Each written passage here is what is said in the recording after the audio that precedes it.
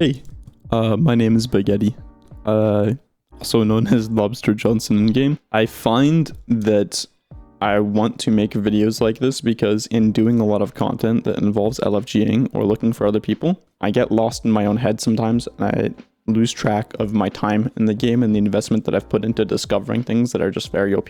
Anybody that's a very high skill player will tell you that the game in its current state has nothing to do with skill in 90% of the content that you do, regardless of light level or difficulty, purely given that there are so many avenues that you can take for character building that enable you to be infinitely more powerful than you were at the beginning, let's say in vanilla of Destiny 2. As somebody who's played for that period of time, I find that sometimes I think about things about like dying or having difficulties in activities as trivial because I just don't really consider it that much, which is why I wanted to make a video like this, which is essentially a TLDR for all Destiny players that find that they struggle in any high-end activity. Run this build. If you put any amount of effort into getting decent with this build, I promise you it's going to save your life. I'm sure you've heard of it before.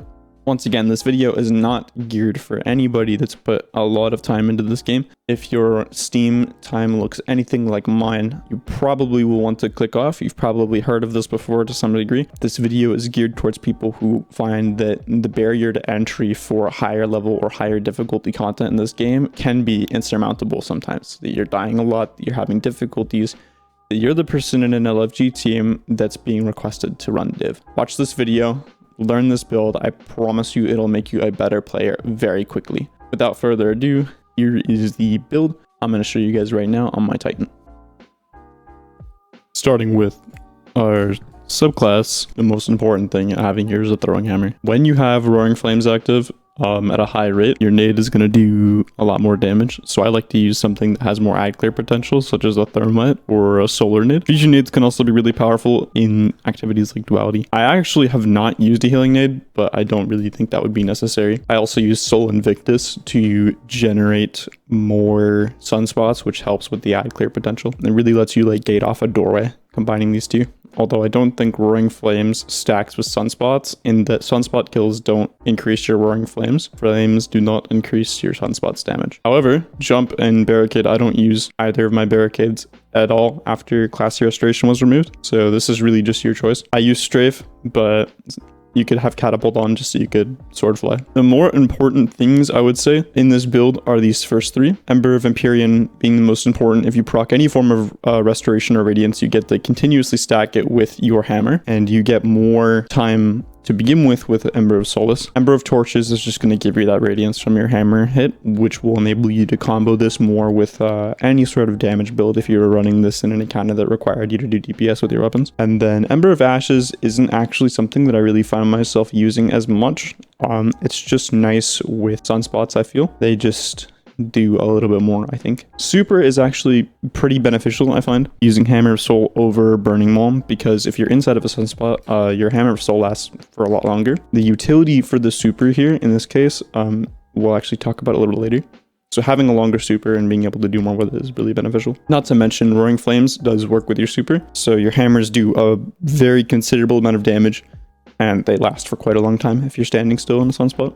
More importantly, you want to have something like Tractor Cannon, which is going to give you a really nice debuff to apply to targets and combo with your hammer. I do have a 1-2 punch shotgun that I find myself using with this build on occasion, but that's really only when I don't have Tractor Cannon and I'm using like an Eager Edge. I find myself using 1-2 punch. It's certainly not as beneficial. You don't really need to run anything else other than Tractor Cannon. And in fact, whenever I'm doing an activity that doesn't require me to use anything for specific champions, I find myself running for the most part double special, whether that be something with more range or forbearance for ad clear or something like that. You can run blinding nades as well. Bungie said in a patch note that they nerfed the heavy ammo drop rate for running double special. If there was a glitch revolving around that, then please let me know. But if you run 2 special weapons, you get enough heavy to never run out of it. Especially if you're not using your heavy to kill things, you're just applying a debuff to an enemy that has more health, and then you're using your hammer for everything else. Forbearance, blinding nades, chill clip, 1-2 punch, something with maybe a little bit more range, you could use the Succession as well. I don't have mine on me, but would factor in. I had a scout rifle on originally because I was doing an activity that needed me to have anti-barrier on, but really you could combo whatever you want here. The more important part is obviously tractor cannon. For stats, resilience is obviously going to be your biggest game changer. Somebody said on Twitter, I think it was Salt the Greppo, that if resilience was a 20% passive buff at 100, it would still be meta. And right now it's, as you can see, 40%, which is significantly higher. If you're not running 100 resilience in any endgame PvE activity, you are honestly throwing. It's just the best thing in the game.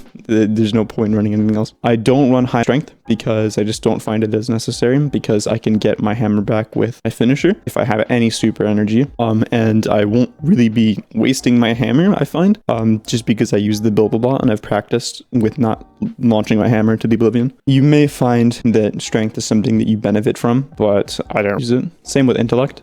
There are other mods that you can use to get your super back faster should you want it. Recovery is irrelevant because you're going to be relying mostly on Well of Life. So I use Discipline because, like I said earlier, if you have your Roaring Flames up, your nades actually have really good ad clear potential. You throw one in front of a spawn door or something like that, you can really cordon it off for quite a bit of time. Not to mention, I'm not using it at the moment. Like I said, I was using champion mods, but Impact Induction, you get your grenade back faster by getting melee kills, or really even damage with a melee attack, is what it says. You'll find that you'll get your nades very, very fast if you're using well builds, because wells add to your ability energy, and with this mod you'll be getting ability energy for your grenade after any melee kill. So you should be getting your nades back pretty frequently. You can be really tossing those. So I find high discipline to be really nice because you can get nades infinitely. Starting with your helmet, I'm just going to go through the elemental mods as I use them for the core build, and then I'll be talking about some other mods that you can use alongside of it that's going to really benefit you. Elemental time dilation,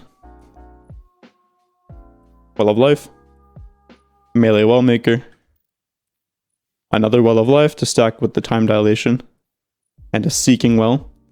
Really, this is not as necessary. I just don't like having to hunt for my wells as I use them, and having an arc finisher piece so I can get my melee back if I accidentally throw my hammer too far is really nice. So I run this here. In terms of your helmets or your class item being either stasis or arc, you can kind of interchange them depending on what you value. I really like your stasis helmet because you have this mod, Power Preservation. Power Preservation gives you extra orbs of power for your allies when you get super final blows. This is where I was talking about your utility with your super.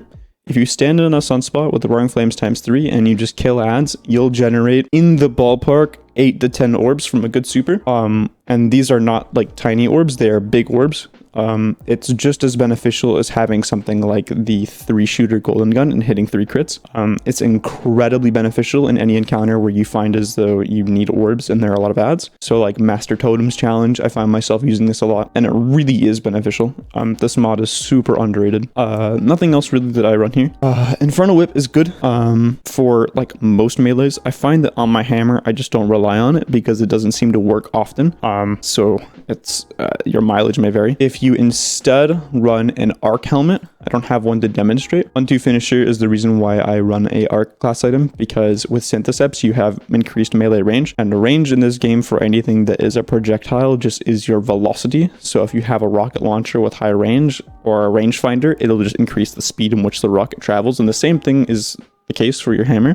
Syntheseps increases your melee lunge range. For a hammer, that's just sheer velocity. You throw your hammer and it goes straight forward and it doesn't stop. So if you're on any encounter where you're next to a cliffside or anything like that, you'll find that you'll just sometimes throw your hammer and it'll just be gone into oblivion. So it's really nice to have 1-2 finishers so you can just get that back real quick. Outreach is just something to put here.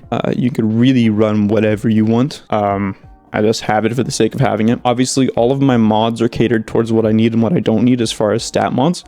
Resilience is the most beneficial out of anything else. You really don't need to focus your build outside of that. I think my dim is loaded up now, so I'm going to go down here and find an arc helmet for you so I can show. On arc pieces, you have this, just hands-on. If you wanted to swap out your class item for your helmet for arc and stasis, you could run time dilation on your class item and run 2 utility kickstarts if you're running something like Lorely, which I don't really recommend. For your helmet, you could run something like hands-on, which is going to give you your super incredibly fast, especially if you're double stacking them. Think of Ashes to Assets. It's the exact same mob with the exact same rates, except it relies on you getting melee kills, which you will be getting very frequently because you really shouldn't be using anything other than your hammer. Very beneficial mod. I highly recommend it. I like Power Preservation more because I feel like it helps my teammates out more so. But if you really want to be spamming supers, I recommend this as well. Syntheseps is the other piece de resistance for the build. You won't be outputting anywhere near as much damage without it. I do have, however, Aeons. I run this during Master War Priest because you can kill things just as efficiently with Roaring Flames times 3. You don't need the Biotic Enhancements buff to kill things. And then you can also finisher the wizards for more heavy ammo. Any like very tight Master content, I use this, but really that amounts to War Priest and sometimes Golgoroth on Master. Otherwise, I'm just using Syntheseps because the pure output is just way greater. They are the reason why I never find myself using Lore Lead, because there are two schools of thoughts in this game. You can either kill more things so you can die to them less, or you can kill less things so you can die less. And I always prefer to just be killing things in general so I can stay alive more so, which is the personality of this entire build, in that every single time you get a melee kill, you generate a well, which comes to you and gives you double well of life, which will keep you healing constantly, i.e. more melee kills equals more staying alive. The more you kill, the more you stay alive. This combos as well with your sunspots and your grenades and pretty much every ability you have in your arsenal. As long as you continuously throw your hammer, you will never die. Especially combined with the sheer passive buff that is 40% damage reduction. It's just so good. You can also combo that with mods on your chest piece as well.